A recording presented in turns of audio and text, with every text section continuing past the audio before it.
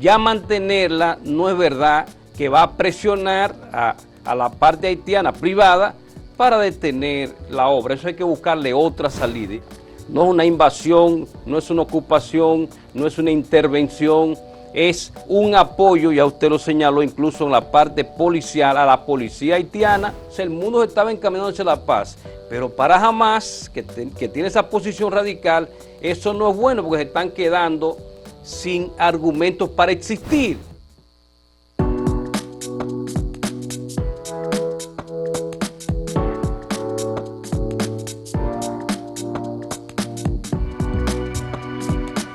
Saludos amigas, amigos, ustedes sintonizan Acento TV y este es su programa a partir de ahora. Cada cierto tiempo invitamos aquí al profesor Luis González, politólogo e internacionalista, para darle un vistazo a los asuntos internacionales de la diplomacia y la política. Y en estos momentos hay muchos temas internacionales de interés para nosotros. Bienvenido, profesor. Bueno, gracias Gustavo, de nuevo por este honor. Qué bueno. Empecemos por el tema con nuestros vecinos. ¿Cómo usted ha visto la evolución del diferendo entre República Dominicana y Haití por el uso de las aguas del río Dajabón o Masacre? Y al mismo tiempo, la aprobación en el Consejo de Seguridad de la ONU del envío de tropas y policías a Haití. Sí, bueno, gracias. No, definitivamente ese es el tema que ocupa la atención sobre todo de los y las dominicanas.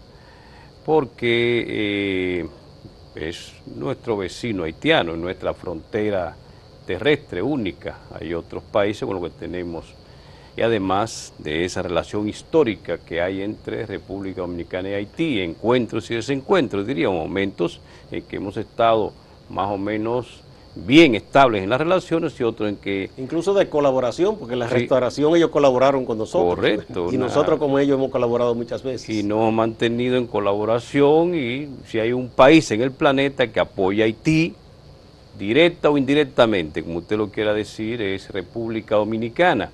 Y como dicen ellos, también hay que reconocerlo, por ahí ese es otro tema, que es el tema de los intereses, también los haitianos han aportado al desarrollo económico dominicano.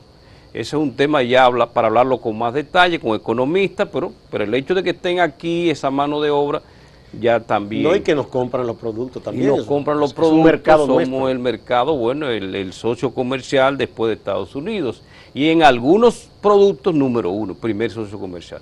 Entonces yo creo que definitivamente con Haití hay que tener buenas relaciones. Bueno, con todos los pueblos del mundo, porque ya es un tema mucho más amplio, pero con Haití. En este momento yo creo que el tema parecería, Gustavo, que está ahí en un punto ahí muerto en algún sentido, con la quizás la novedad, y era de esperarse, de que el presidente dominicano Luis Abinader va a revisar las medidas que tomó como consecuencia de el reinicio, porque eso no es nuevo, ya todo el mundo lo sabe, del intento de desviar parte de las aguas en un canal, de las aguas del río Dajabón o Masacre.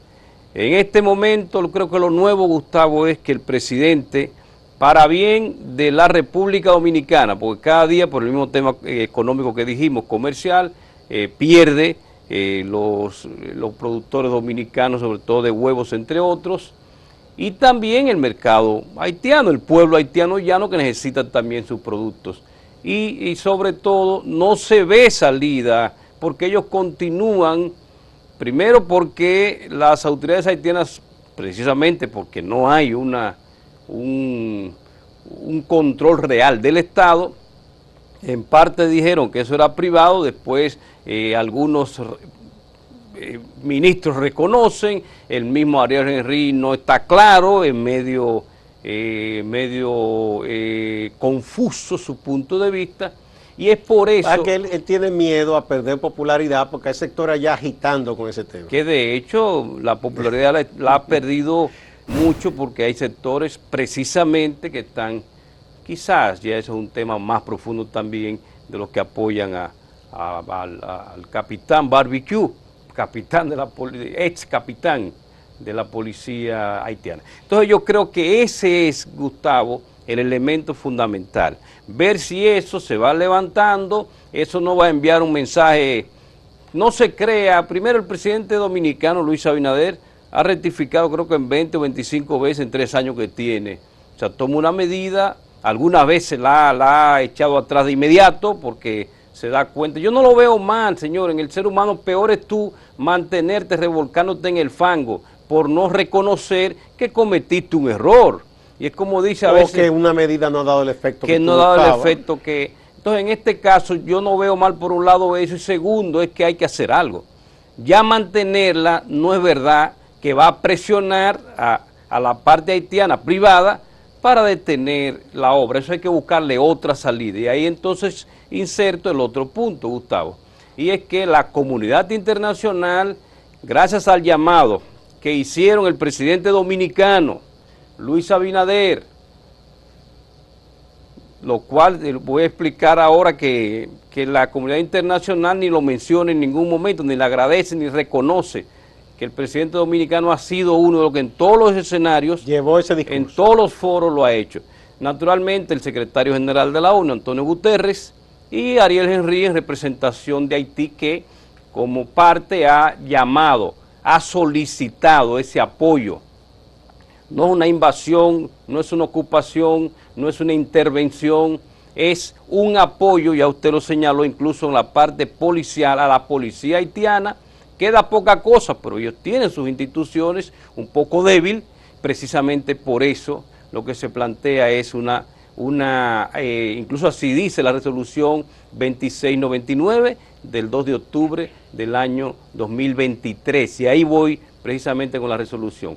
Ya después de haberse solicitado y ante la Asamblea General el presidente de Estados Unidos tomar también parte de su discurso para llamar la atención, entonces pocos días después, precisamente el lunes 2 de octubre de este año 2023, se reúne el Consejo de Seguridad, bajo la presidencia que se inició precisamente ese día. Esa fue la primera actividad de Brasil. Sabe que el Consejo de Seguridad cambia todos los meses su presidencia. El pasado presidente creo que era Albania y en septiembre, y ahora... A nosotros nos tocó presidir la... Nos tocó, incluso recuerdo yo que el canciller en ese momento, la sazón, Miguel Vargas, él estuvo ahí presidiendo porque hubo unos conflictos importantes, o sea, que llamaron la atención del mundo. Entonces, volviendo a esto, Brasil encabeza ese y se produce la resolución, se lee y cada uno, los 15 miembros, estuvieron todos presentes, los 5 permanentes, Estados Unidos, Francia, Reino Unido, Rusia y China, y los 10 no permanentes que están ahí, que se cambian cada cierto tiempo, y decidieron la votación, hasta cierto punto, Gustavo, unánime, porque de los 15, 13 votaron afirmativamente la resolución. Bastaba con 9 votos, según el artículo 27, numeral 3, pero 13 votaron a favor y 2 se abstuvieron. O sea, que no objetaron tampoco. Exactamente, que fueron Rusia y China. Yo digo, y lo reitero aquí en este espacio, Rusia y China apoyaron hasta cierto punto la resolución. Sí.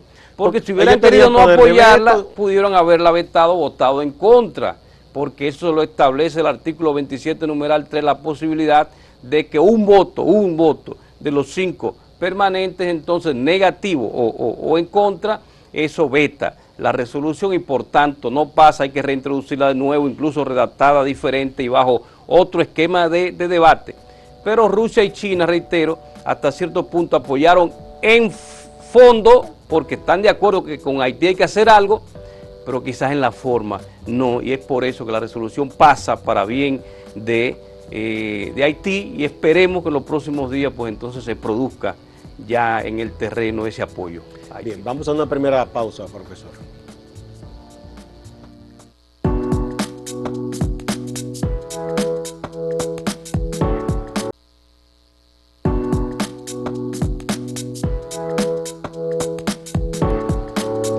Continuamos este vistazo a la situación internacional con el profesor Luis González. Sí. Bueno, profesor, por otro lado hay una situación en estos momentos de alto peligro, de alto riesgo, sí, porque nada es ajeno de una zona del globo al otro en este mundo que está tan interconectado. Sí, este estallido de esta nueva guerra que por muchos técnicos y expertos militares dicen que Israel, un país con tanta tecnología, parece que bajó un poco la guardia y el grupo Hamas, que no es la autoridad palestina. Hamas se duerme. Exactamente, lanzó ese ataque tremendo el sábado. Entonces Israel obviamente respondió y ya los muertos son miles y miles de heridos y hay secuestrados y de todo. Vamos a ver qué se pudiera hacer ahí. No hay que ir muy lejos porque todo el que está aquí, que nos sigue, interesado en los temas globales, le ha dado seguimiento a un conflicto que comenzó hace mucho, pero vamos a poner del 47 para acá y ni hablar de la guerra de los 6 días, en el 67 y todas las intifadas, Yom Kippur, todo eso. Pero lo más reciente, Gustavo, la razón por la cual se produce y en las formas que se produce este nuevo ataque, con lo que se inicia una guerra, ya eso no es una, como dijo Netanyahu, ya, una declaración de guerra. Esto no es una operación militar, como todavía Putin en Ucrania sigue manteniendo 2 años después. No, esto es una guerra. ¿Por qué? Porque el grupo Hamas, que es radical para algunos, señalado como terrorista. Digo para algunos porque no todo el mundo tiene la misma visión. No. Y el hecho de que una potencia diga que el país X es terrorista, no quiere decir que sea verdad por un lado y que el mundo entero lo acepte. Pero sí, el grupo Hamas hay una parte importante del planeta que lo declara como terrorista. Para que la gente entienda, los palestinos tienen una zona que se llama Cisjordania, que diríamos que es la más institucional, dirigida por la Autoridad Nacional Palestina, que son políticos, incluso... Tienen presidente y todo. Son los que incluso son observadores en la ONU y todo eso. Y hay una partecita, incluso se llama Franja de Gaza, en la parte de abajo, ya cerca del mar Mediterráneo ahí, y un poco... que se llama Franja de Gaza, que está encabezada, mejor dicho, por el grupo Hamas, que es un grupo radical. Ellos se autodeclaran radicales, yihadistas, y que no están de acuerdo con ninguno de esas firmas de paz que se han producido. No, y que no reconocen la existencia del Estado de Israel. Ese es el problema principal para ellos. Entonces, eso, naturalmente, ese grupo con esa posición radical es complicado, Gustavo, para la paz, no solamente entre ellos, sino del mundo. Porque, y ahí voy, la razón por la cual se produce esto de nuevo es porque el mundo se estaba encaminando hacia la paz. Por un lado, usted ve que gracias a China hicieron ciertas alianzas, 2 adversarios o enemigos históricos, los persas con Irán y Arabia Saudita, que representan las 2 posiciones dentro de la división de los musulmanes. Pero también recientemente, hace menos de un mes, Gustavo, se produce un acuerdo de paz entre Israel y Arabia Saudita, promovido por Estados Unidos. Netanyahu, ese mismo personaje que todo el mundo conoce porque ha estado al frente del Estado de Israel varias veces, señaló como un paso gigante hacia la paz, pero hace 3 años hubo también unos acuerdos en que se levantaron varios países árabes para restablecer las relaciones diplomáticas con Israel. O sea, el mundo se estaba encaminando hacia la paz, pero para Hamas, que tiene esa posición radical, eso no es bueno porque se están quedando sin argumentos para existir. Un poco parecido a lo que hemos dicho aquí en este programa con respecto a la OTAN. Cuando usted ve que está casi desapareciendo, no tiene aliados, nadie le está comprando su narrativa, hay que provocar algo. Y esa fue la razón, señores, por la cual tenemos la guerra ruso-ucraniana. Ese es otro tema, pero hay que mencionarlo. Y la OTAN resurge como desde las cenizas. Y ahora este grupo también está promoviendo, porque fue un ataque. ¿Por qué? Porque no es un tema de que no tenga capacidad el Mossad y todo. Sabe que Israel tiene una gran capacidad de defensa en el mundo entero. Es que se descuidaron por eso mismo, Gustavo. Como tenían todos los países ya aliados, la mayoría. Pensaron que no se iba a producir algo así. Recientemente, entonces, Estados Unidos promueve ese acuerdo con Arabia Saudita. Ellos se descuidaron y Hamas tomó un día especial, un día que a veces yo digo que no sé por qué se dejan tomar en esos días, porque es que tiene sentido, es el día en que tú estás más tranquilo, el día en que creo que termina una etapa de ello, el Fatah, algo así, y además muchos militares toman permiso porque tienen que ir a visitar a sus familiares, o sea, fue el día más vulnerable. O sea que fue algo bien planificado. Bien planificado, pero digo yo que históricamente, que fue lo que pasó el 26 de julio de 1952, 56, cuando el ataque a Moncada. Te recuerda que lo hacen en el momento 56, que está todo el mundo de vacaciones, esas cosas. Eso siempre sucede, y eso fue lo que sucedió. Y lo que pasó también con el ataque a Pearl Harbor. Exactamente. Era un día de una fiesta, y estaban hasta medio tragueados los militares norteamericanos, y los japoneses sabían eso. Y entonces eso fue lo que sucedió, son las razones fundamentales, Gustavo. Primero, Israel, como entendía que nos encaminábamos hacia la paz, ya esos enemigos históricos, comenzando por Egipto, que fue un gran adversario y enemigo y fue de los primeros que firmó la paz. Y hace tiempo que son más aliados que enemigos. Ahora mismo ellos le han pedido a Egipto que interceda para que le devuelvan las personas secuestradas. Exacto, entonces ante esa realidad que se queda jamás el ala radical de esa posición sin aliados, en vez de promover la paz, que eso es lo que tiene que buscar, quizás incluso, y ahí tengo que señalar las posiciones internacionales, era de esperarse que Estados Unidos y Occidente apoyara a Israel, y de hecho lo han hecho, Joe Biden por un lado, von der Leyen, y todos los países, Alemania como tal, han apoyado a Israel su derecho a la defensa, porque realmente se tiene que defender, porque obviamente. El que fue atacado si te atacan, fue Israel. Tú no te puedes cruzar de brazos. Como ha sido históricamente, porque ya aquí no es cuestión de estar con uno ni con otro, porque eso es un tema que hay que tener mucho cuidado, porque hay muchos intereses y sobre todo hay mucha gente muere, niños, que es muy lamentable. Y hay unos motivos históricos también que hay que entender. Exactamente. Sí. Entonces yo creo que no es cuestión de ponerse ni de un lado ni de otro, pero los hechos han señalado que las iniciativas casi siempre lo han tomado los árabes y le ha ido mal. 1967, Guerra de los 6 días, iniciativa parte de ellos. Entonces Israel, que no solamente Israel, sino ese apoyo que tiene, que todo el mundo conoce, gana eso y se queda controlando. Yo creo que ahí incluso, por eso te decía que quiero mencionar el punto de vista de los demás. Rusia, por ejemplo, ¿qué dice?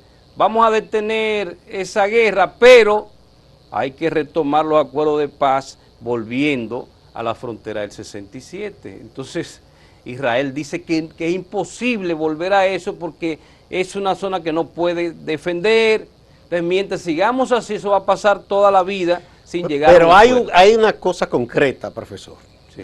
No fue la mejor decisión cuando se decidió que llevar los judíos que querían irse a Europa y llevarlos allí, sin contar con la aprobación previa de los palestinos, porque era en su tierra, pero bueno, ya se hizo. Sí. Y luego se votó en Naciones Unidas la existencia de 2 estados que coexistieran. Entonces, ¿por qué no se ha podido cumplir con la creación del Estado de Palestina por un lado y que conviva con el de Israel y que tengan su soberanía los palestinos y que llegue por fin la paz? Porque ¿quién ha torpedeado que no se materialice lo que se aprobó en Naciones Unidas? Precisamente los que no aspiran a la paz, los que no apuestan a la paz, los que entienden que la paz no es el negocio, sino la guerra. Yo lo he dicho aquí varias veces. Cuando el mundo se está acercando a la paz, entonces viene algo como esto, que desvía la atención. Mira, ya de nuevo están en guerra ahí. Y hay países cercanos que ya están hablando de que apoyan a Hamas. Y bueno, como era de esperarse, Irán ya señaló que lo apoya y que está de acuerdo con eso. Creo que el Líbano un poco señaló una posición parecida. Eso es complicado para la paz del planeta. Y eso ha sido, yo creo que le respondo ahí muy sucintamente, es que hay grupos que la paz no es el camino. Si hubieran querido, hace mucho se hubieran puesto de acuerdo. Bien. Porque el ejemplo que yo siempre pongo en Asia es Singapur, donde están todos ahí, los musulmanes, todas las variantes musulmanas, están los cristianos, todos están ahí viviendo uno con otro, una mezquita aquí, una iglesia aquí, y viven bien, de eso se trata, el respeto por los demás. Bien, vamos a otra pausa, profesor, y volvemos.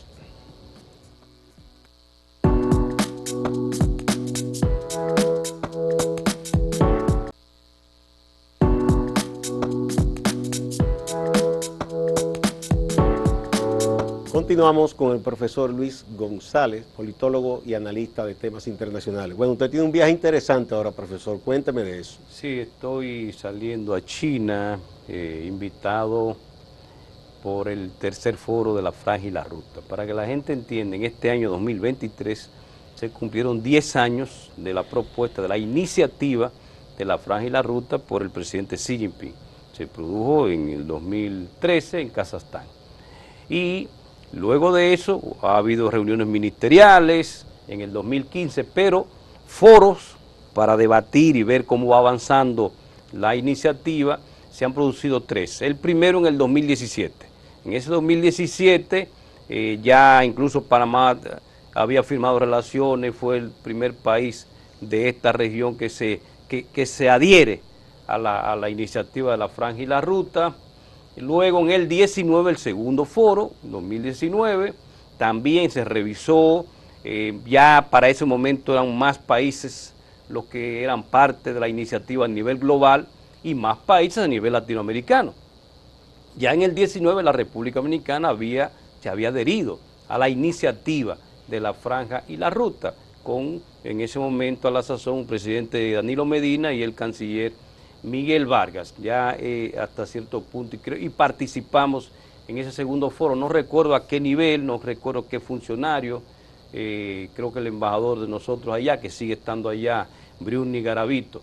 Y ahora, Gustavo, en este año 2023 en el que estamos, se está produciendo el tercer foro. O sea, yo estoy en camino a participar de él.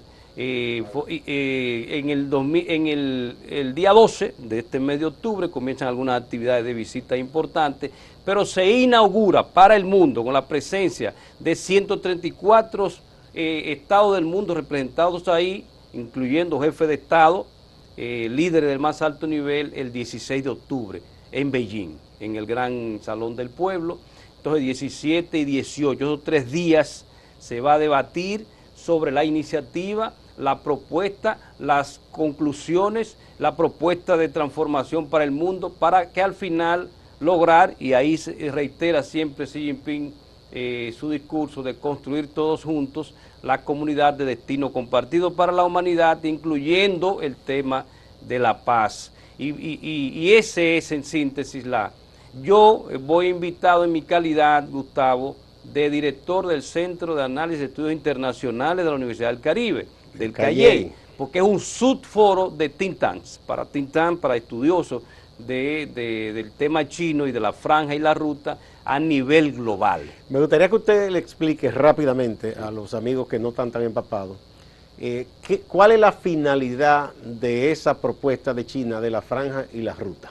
Sí, es interesante. La finalidad es conectar de manera terrestre, aérea y marítima a todo el planeta con infraestructura de puertos, aeropuertos, conectar el comercio para hacerlo más barato para todos, para hacerlo más rápido para todos. Por eso es que hay una parte terrestre que comienza en China, cerca de Xi'an, que es una ciudad histórica, la menciono porque muchos la han oído mencionar, y termina en Madrid, España.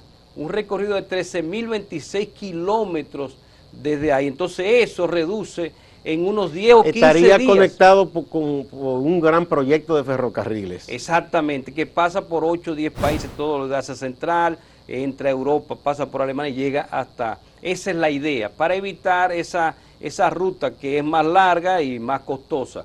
También entonces se conecta a los países africanos por el Mar Rojo, cruzando por el Estrecho de Malaca, y América Latina, a nosotros nos conectan por el Pacífico también, y haciendo obras que ya se han anunciado para conectar el Pacífico y el Atlántico en la parte sur de América. Fíjese que cuando hubo el cierre de las economías por el COVID y luego la guerra, sí, o la operación militar de Rusia, un especial raro, dura mucho, sí, con Ucrania, que entonces hubo todo el tema de los altos costos de los fletes, porque no había la capacidad suficiente, estaba inhabilitado todos esos puertos y demás negros y esas cosas, que con esta solución se hubiese evitado ese problema. La idea es esa, que puede fluir el comercio más fácil. Esa facilidad es una iniciativa, por eso tienen el nombre de iniciativa.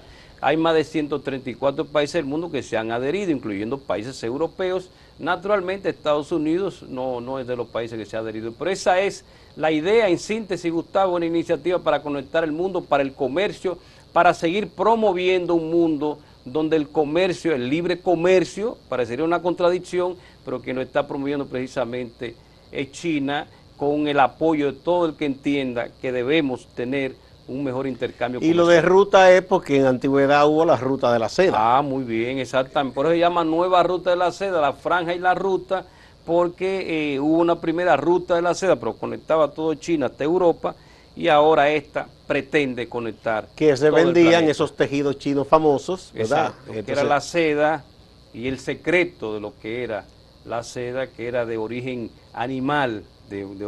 Todavía yo cuando voy a China puedo ver cómo se produce, cómo esos gusanitos producen eso, y de ahí entonces se produce una tela exquisita y muy cara. ¿Cómo usted ve, profesor, ya para continuar ahí, los pasos que han dado dos países que son los más poblados del mundo, China e India, que tienen diferendos históricos, pero que han sabido ponerlos a un lado y se han puesto de acuerdo? ¿Cómo usted ve esa relación? Bien, y el efecto que puede tener para el mundo, porque es que son países de un crecimiento económico tremendo. Definitivamente, yo creo que usted ha hecho, y sé que estamos en la postrimería, una pregunta fundamental que debemos incluso debatirla en otro programa.